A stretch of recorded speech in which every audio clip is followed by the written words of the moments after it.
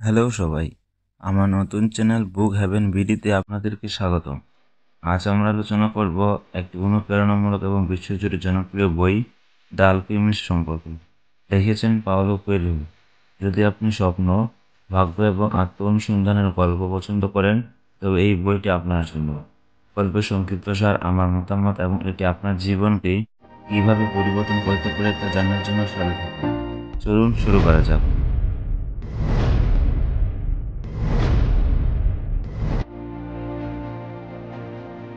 The Alchemist একটি উপন্যাস যা স্পেনের এক তরুণ রাখাল সান্তিয়াগোর গল্প বলে। সে বারবার এক স্বপ্ন দেখে যেখানে মিশরের পিরামিডের কাছে গুপ্তধন লুকিয়ে রয়েছে। এই স্বপ্নকে অনুসরণ করেই সে অসাধারণ অভিযানে বেরিয়ে পড়ে। এই যাত্রায় সে বিভিন্ন আকর্ষণীয় চরিত্রের সঙ্গে দেখা করে, যেমন সালেমের রাজা, এক কাচের ব্যবসায়ী এবং রহস্যময় আলকেমিস্ট। কিন্তু এটি শুধু এক গুপ্তধন খোঁজার গল্প নয়, বরং নিজের লক্ষ্য খুঁজে পাওয়ার একটি দর্শন। বইটির শিক্ষণীয় বিষয়, দ্য আলকেমিস্ট কেন এত অনুপ্রেরণাদায়ক। আসুন জেনে নেই বইটি আমাদের কী শেখায়। স্বপ্ন অনুসরণ করুন। সান্তিয়াগোর যাত্রা আমাদের শেখায়, যত কঠিনই হোক না কেন, আমাদের স্বপ্নকে কখনোই ছাড়তে হবে না।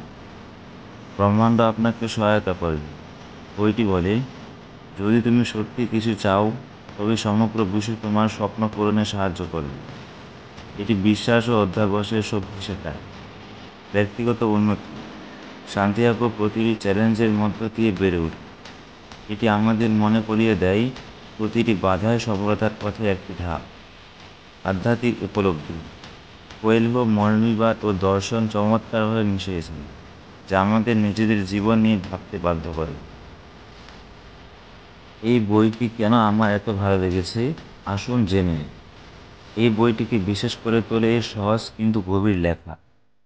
প্রতিটি বাক্যই যেন নতুন এক উপলব্ধির উৎস।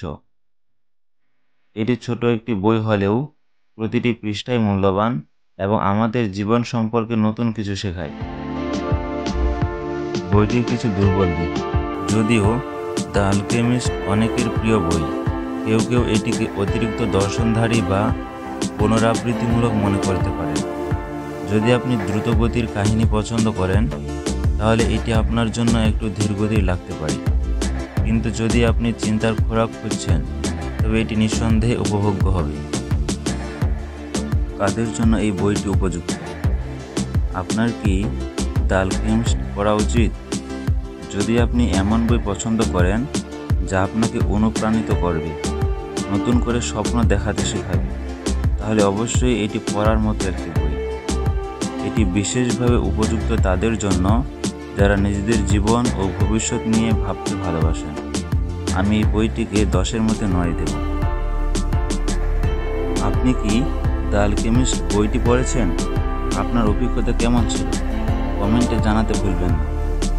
আর যদি আপনি এই রিভিউ পছন্দ করেন তাহলে লাইক, শেয়ার এবং সাবস্ক্রাইব করতে ভুলবেন না।